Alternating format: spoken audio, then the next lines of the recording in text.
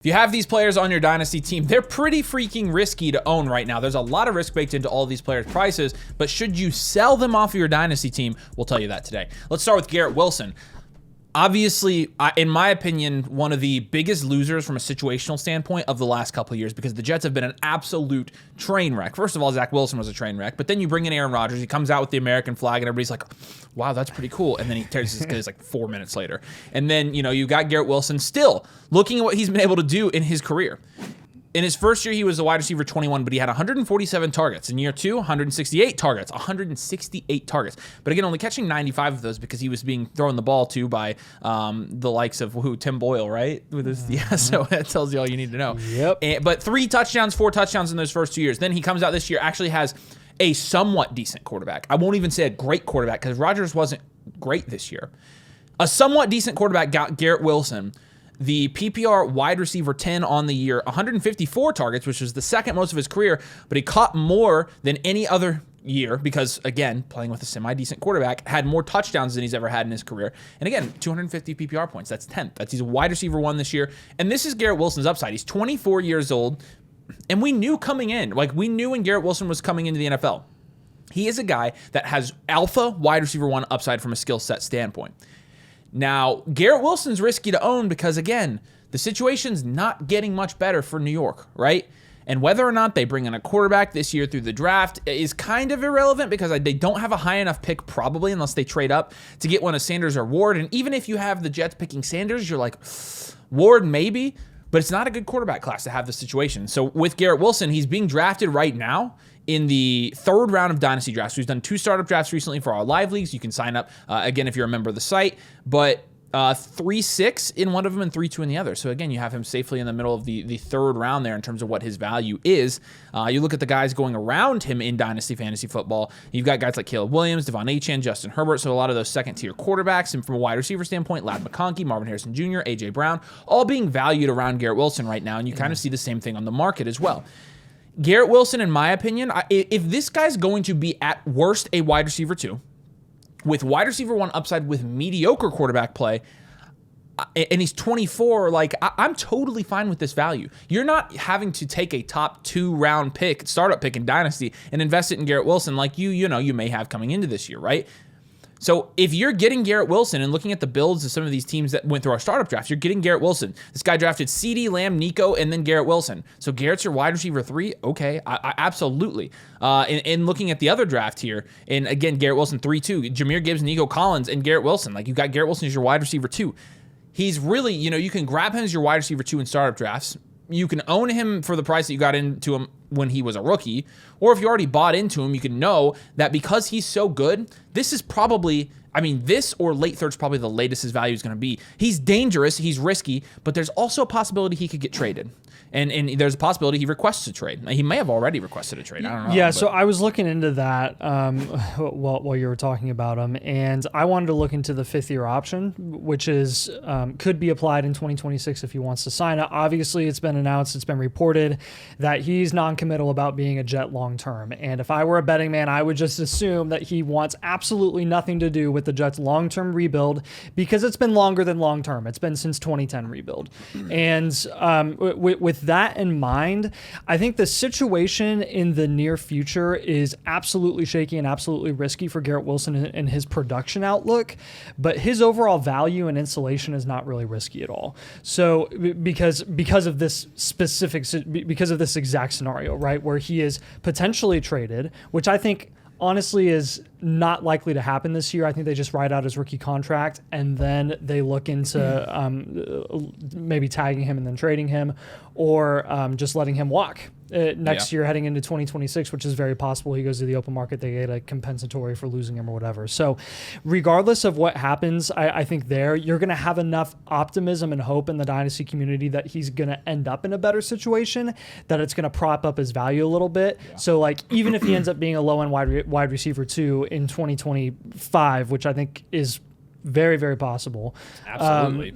You're looking at him losing probably no more than a round to a round and a half of value. I don't even think it's that much. And it's kind of like a T. Higgins type of situation, but Sure. the opposite, where like T. Higgins was in a really good situation always.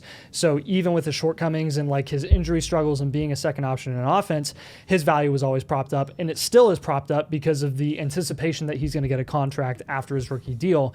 Garrett Wilson, you just know that regardless of the situation, he's going to get paid, and the market's going to love him because of it. And you mentioned, T. Higgins and his injury problems. I mean, Garrett Wilson, when you're looking at him, he's played 17 games each of his first 3 years. He's a guy that's on the field consistently, too. Very, very reliable. I mean, again, depending on, if you're a hard rebuild, I like Garrett Wilson as a down tier target potentially. If you have to down tier from some of those top level guys, Neighbors, BTJ, Amon-Ra St. Brown, like I don't mind a Garrett Wilson down tier there because he is capable of being a wide receiver one. But on the flip side, too, his price is still so good because people are optimistic that he's going to end up in a better situation, that if you're a competitive team and you're worried about his production outlook this year, you have absolutely no shame and you're not feeling bad about pivoting off of him and going to a JSN, for example, or going to down tier into an AJ Brown, or down tier into a T. Higgins, who is going to end up being in a better situation as a top option, or stick with Joe Burrow long term, right? So I think it's kind of a win-win regardless of what you decide to do with him.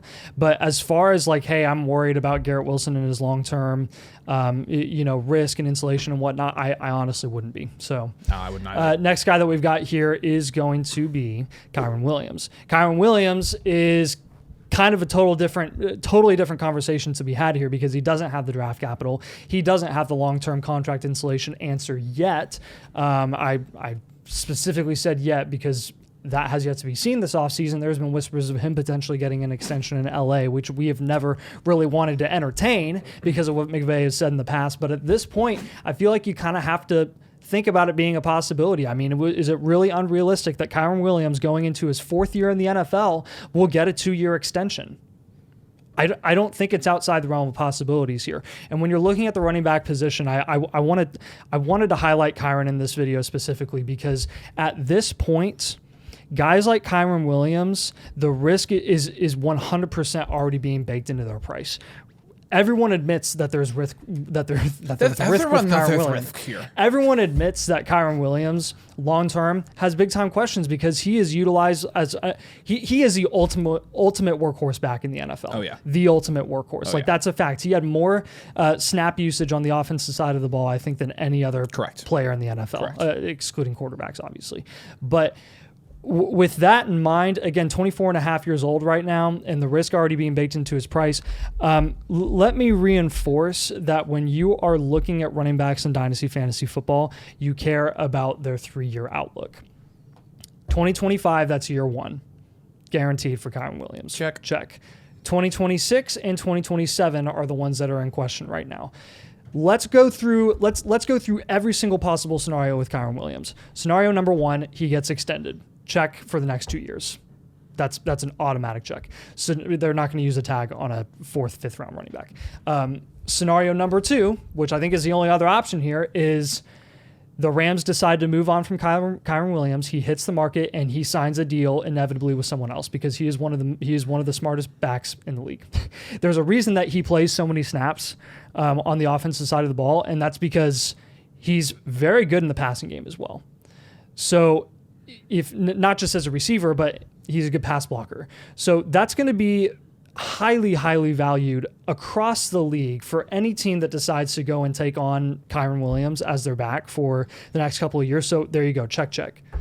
3-year window, 3-year outlook for Kyren Williams. I think regardless of what happens, whether he's a Ram, whether he's not, we would prefer that he's a Ram. Yes, but even if he goes somewhere else, you're going to see him get a contract somewhere else, and people are going to be excited about that. And you're probably going to be optimistic that he's going to be able to maintain at least low-end running back 1 production for the next few years. And I think the main concern and the main, flip side of this that you could look at is for Kyren, is Kyren a product of going and being drafted into a Sean McVay offense, right? Is he really, because when you're looking at his analytics coming out as a prospect, I mean, he wasn't that good of a prospect analytically. And so he kind of was a sleeper. He kind of was, somebody who was a later hit. And we look at that and I think a lot of us are like, okay, well, this makes sense. He went to the Rams, he's playing with Sean McVay. That's why he's a hit. So a lot of people, I guess, are questioning, can Kyren Williams actually actually function as this running back one in Dynasty and in fantasy football outside of that situation. And so but here's the thing. The risk of that is being baked into his price. Let me just ask you this. He's been the running back 7 for the last 2 years. With the volatility at the running back position, between injuries, between situational, between the good running back class coming in, would you rather have your running back 1 hold 4th round startup value on your team? Because Kyren Williams can be the running back 1 on good dynasty teams. I've seen it. I've seen rooms of Kyren Williams and Chuba Hubbard and, James Conner and whoever else, Alvin Kamara even, Chris McCaffrey, any of those guys, like, you're feeling, from a production standpoint, you're feeling plenty good about that.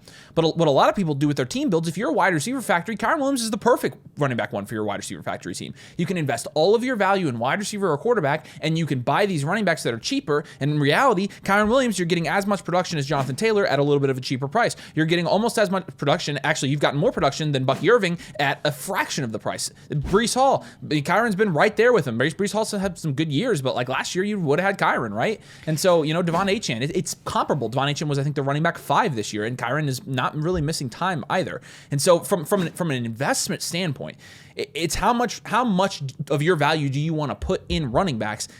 And Kyren Williams is somebody who performs as a running back 1, has been a running back 1, and he can be your running back 1, and he's significantly cheaper than the guys going ahead of him. Yeah, and I think one interesting thing about McVay and everyone saying, which, again, we're part of this group, we're in this boat, we would prefer that Kyren Williams stay with the Rams and stay with Sean McVay. 100%. The ironic thing about that, though, admittedly, is that Sean McVay, until a couple years ago, was not known for his run game. He was not known for that at all. Like, since the Todd Gurley stuff went down, he has really, really struggled to figure out how to be consistently effective in the run game offensively.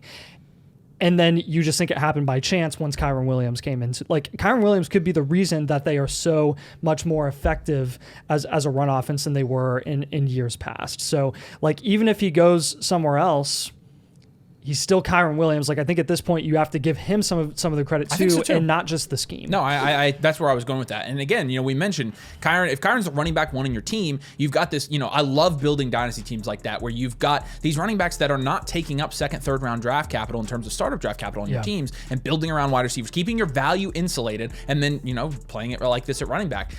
We review a lot of these teams. Team Blueprint. You can get one of these for free at flockfantasy.com/domain. You use code domain annual Motherflocker. You're not only will you get a team blueprint, which will break down your positional rooms, and then we're going to give you your 3-year outlook, your team archetype, like we mentioned in this video, but you're also going to get infinite blueprint, an update on this team every single month. Look, team advice goes out of date very quickly once you've exhausted the trade options given to you on a team review, and so we give you new ones every month. That's kind of the appeal of the new infinite blueprint. Again, you get that for free at flockfantasy.com/domain with the annual Motherflocker tier. You also get our rookie draft guide, you get the trade calculator, you get the rankings, you get our Discord, where we are just grinding through trades all the time. So check it out. Link's pinned in the comments. We'd love to have you over there. But next, another running back here. I think everybody would admit, we just talked about this guy in a video, actually, that released today. I think everybody would admit that Chase Brown is a risky own in Dynasty. Why is he risky? Because really coming into the year, most people, the debate was, remember, Chase Brown was a guy who finished as a running back 1, right? And coming into the year, really the discussion was, is it going to be Chase Brown or is it going to be Zach Moss? They put a little bit of team investment into Zach Moss as a running back after he had a decent year with the Colts. Zach Moss came in. He couldn't really stay healthy. As a result, though, Chase Brown in his first 3 games didn't really crack double figures. Then he had 23 points in week 4 and didn't really look back after that. Again, he finishes the running back 10 on the season. The main thing with Chase Brown, in terms of his 3-year outlook and why he's risky to own, he's risky to own because he's going now in the 6th round instead of the 10th or 11th round. So you're getting him. You have to invest a much higher pick where you could get a good wide receiver there or something like that and feel better about your value installation. But really, the reason Chase Brown is risky is because A, they have another running back under contract that they like. B, even if they don't spend a high draft pick on a running back this year, you are looking down the barrel of a good running back class. And while I don't think Chase Brown is a big candidate to get replaced this year, it is always in the realm of possibilities that later in the draft, they go and they draft a Woody Marks or something like that, which, again, I think somebody of that caliber could cut into Chase Brown's, specifically receiving workload if they were to put him in more of a heavy committee. Because again, when you're looking at his snap share throughout the season, it was above 80% from week 9 on. And so do the Bengals want to go more towards a committee backfield and give Chase Brown maybe some of the more important red zone carries, let somebody else do more of the receiving game? It's not like Chase Brown didn't have a lot of receptions, but also do keep in mind this was a team that was playing from behind a lot this year. He's risky because, the team investment, he's on a really cheap rookie deal.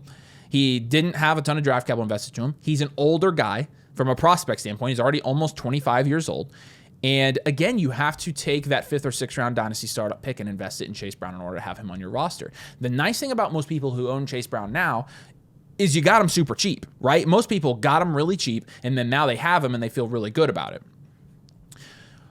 Chase Brown's, I mean, this is a player that we've given people on their blueprints to target. I mean, a lot of times it makes sense for, if you've got enough value at wide receiver and quarterback to play with, he's a very high upside, high ceiling option for your dynasty team in terms of build.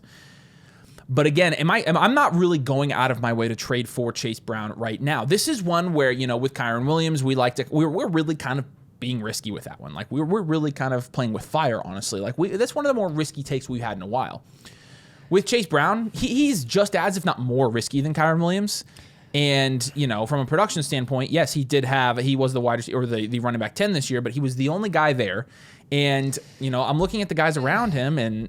Well, we did this in the last video too. We talked about some of the guys that are cheaper at the running back position going below him, where you could just pass up on Chase Brown, or you could down tier from Chase Brown and go get Chuba Hubbard instead. You could go get someone like Joe Mixon, who I know is super unpopular because he's super old and he might get replaced this year after they just extended him for multiple years. Chase Brown, just like those guys' 3-year outlooks, is just as much in question as they are, and he's going at a significantly higher price. And again, the situation is better in Cincinnati, but Chase Brown's not a guy, again, that even though he was getting so many dump offs and so many targets in the receiving game, he wasn't efficient with that usage in the receiving game. They could absolutely go out of their way, either, like Avery said, to get someone day 3 this year. They could surprise us and get someone day 2, or next year they could go and actually replace Chase Brown at some point. Like this is, again, I know that's a lot. That's kind of playing the ifs and buts game, which is why we don't think that Chase Brown is necessarily a hard sell, because there is a scenario where he ends up for the next 2 years being the top option for the Bugles. But again, the guys that are cheaper that you can get at a less risky price for the same amount of production upside, I feel like are guys that I would rather take shots on when you're talking about startups, when you're talking about potential like value upside and kind of spreading out your value and trying to insulate your overall value portfolio on your team. You could maybe even down tier from a guy like Chase Brown if you're a well-rounded team and go get Chuba Hubbard plus. So just think about that. Also, Sam Laporta is... someone that we kind of been a downer on since he had a really, really, really disappointing second year in the NFL. And a lot of that, again, it's no secret, Jameson Williams has been a big reason for why this is the case. I saw a comment earlier today that was like, it's so dumb to say that Sam Laporta is going to take away from Jameson Williams when they don't even play the same role. And I would counter back there and say, I mean, we were dumb to think that Jameson Williams wouldn't take away from Sam Laporta because he just did his second year. The target volume, the opportunity, the usage was very, very different because of how Jameson Williams was utilizing that offense. And while Sam Laporta is not going to run go routes down the field, that is target volume, that is opportunity, that is production, usage in the red zone that is being taken away from Sam Laporta where his bread and butter is. So with that in mind, I think Sam Laporta's price right now is value equivalent to guys like Kyren Williams, Rashee Rice, Breece Hall, T. Higgins, those types of guys. Oh man. It's just really hard, in my opinion, to justify owning Sam Laporta. Specifically because he's a tight end, and exactly. The way that we like to build our strategy for teams that are reloading, rebuilding, for security as a well-rounded team or a very heavily competitive team, the tight end is a luxury item, guys. And when you're targeting a luxury item, you want to target someone affordable like George Kittle or T.J. Hawkinson, then pay up for someone like Sam Laporta, who you don't even know is going to outproduce Hawkinson and Kittle this year. Right. And again, those are the teams that are competing now that we're even saying go target a tight end. So you don't really care about, 4 years down the road, Sam Laporta is going to be more valuable than George Kittle. Of course he is. I don't care about that. I care about the immediate production right now that your tight end is offering you. And Laporta is not giving you a leg up compared to some of the guys that are much cheaper. To me, it just doesn't make sense ever to own Laporta if I can down tier to Kittle. Yeah. Ever. Because Kittle's probably going to outproduce him. I mean, Sam Laporta... I really, and I get it, guys. Like I'm looking at his game log to end the year 17-12, 21-16, 21-16. Like that was the Sam Laporta we saw 2 years ago. But even just finishing the year, I mean, this year he was the tight end 8. If you have a guy that you have third or second, because he was going in the same place last year in startups, third or second round draft capital in from a startup standpoint, and he's the tight end 8, you are literally wasting that value. Mark Andrews outproduced him, and Mark Andrews had an awful year by his standards. I mean, again, like just looking at the guys you could draft instead of him. And even just looking, in our last draft, he went at the 312. Like, would you rather have Sam Laporta on your team or A.J. Brown? Would you rather have Sam Laporta on your team or Saquon Barkley or Brock Purdy or Breece Hall or T. Higgins? Like, you're talking about a pretty significant advantage over your league mates at another position. Like, I'm cool with it. Bowers, he went off this year. He's clearly special. Clearly was in a bad situation. He was the tight end 1. Yeah, he's giving you a clear advantage, at least at one position. Trey McBride, same thing. Trey McBride was almost as productive this year. I mean, Trey McBride was really good. Those two guys are giving you a very clear advantage. But outside of those two guys, in my opinion, the next best advantage you're going to get from a production standpoint in Dynasty is Kittle, and he has as good a 3-year outlook as any of these guys, in my opinion, as any of them. Because again, Kittle's not that old, right? And he's 31. He's going to play for 2 or 3 more years minimum. And so I can't justify investing. And he went where? He went in the 5th round in our first draft, which maybe that's more realistic. But again, would I rather have Sam Laporta, or would I rather have a Josh Jacobs, a Devonta Smith, a Zay Flowers, a Kyron Williams? All of them. Any of them, guys. Like, I mean, again, if I'm going to start Sam Laporta, I'll start David Njoku, and I'll get one of these other guys. I see the value in it, but a lot of people, we get a lot of questions about, like, hey, if it's a tight end premium league, how does that change your opinion? And honestly, it doesn't. It doesn't, because that's equally applied to every single tight end in the league, anyways. It's not. So. Yeah, and so exactly, and so again, I just don't love his price this year. I'm just being honest. Like, I can see why people, but like, I'd rather pivot. I'd rather down tier and get a wide receiver in that tier and just have the elite wide receiver on my team. Yeah. One of the wide receivers that's actually going around him is Xavier Worthy.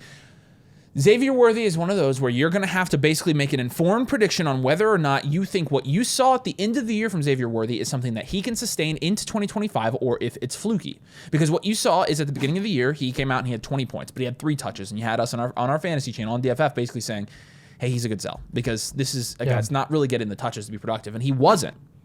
Now, when you're looking past like week 7, he started to get more of that when you didn't have Rashee Rice on the field. But looking specifically at the last 3 games he played in the regular season before they sat everybody in week 18, 11 targets, 9 targets. You know what happened there? 19, 20, and 22 points. I know exactly what happened there, and it's that they brought Hollywood Brown back. Yep. So, again, maybe schematically, there is something to be said about the personnel that was on the field. Maybe it really did help him. I did know they had D-Hop through a lot of the time where he wasn't producing, and it didn't really make a difference. They did have Kelsey on the field, although Kelsey was, pretty much a skeleton this year in terms of production. But they didn't have D-Hop when Rashee Rice was on the field. So you basically had 2 extra guys that you had those guys on the field at the end of the year that you didn't previously when Xavier Worthy was starting the season. Yeah. So again, that kind of makes me wonder, after everything that happened in the Super Bowl, and I was going to say, he popped off in the Super Bowl. He popped off and he did really well. But again, as an offense, do you, as an organization, do you think the Chiefs are going to go out there and A, draft another receiver, or B, pay a T. Higgins in free agency, or pay a Godwin, or pay someone? I personally don't see them paying a T. Higgins. Do you think they're going to double down on what they've been doing the last few? I mean, they've won Super Bowls 2 Super Bowls it, that way. But so I'm the Chiefs. I don't think they're going to. I think they're going to roll with it. So I'm not really worried about the replacement aspect of it. Here, I'm worried about the team build of it for your dynasty team. This is how I think of it. If Xavier Worthy is not at least the wide receiver 3 on your team, if he's the wide receiver 1 or 2 on your team, then I'm going to recommend you move off of him. He's good if you have either a really good team, like a good dual elite QB team, a high-end, well-rounded team, a good wide receiver factory team, a bonus flex option. He really is best as like that wide receiver 3/first flex guy where you have super high upside and you like those upside guys in your flex spot, right? Yep. But if you're relying on him on a week-to-week basis as a wide receiver 1 or 2 in your lineup, I'd be careful. I'd rather just pivot to Olave or DJ Moore. It's possible he could be that guy. We don't know. Let me know in the comments what you think. You could convince me otherwise. Yeah.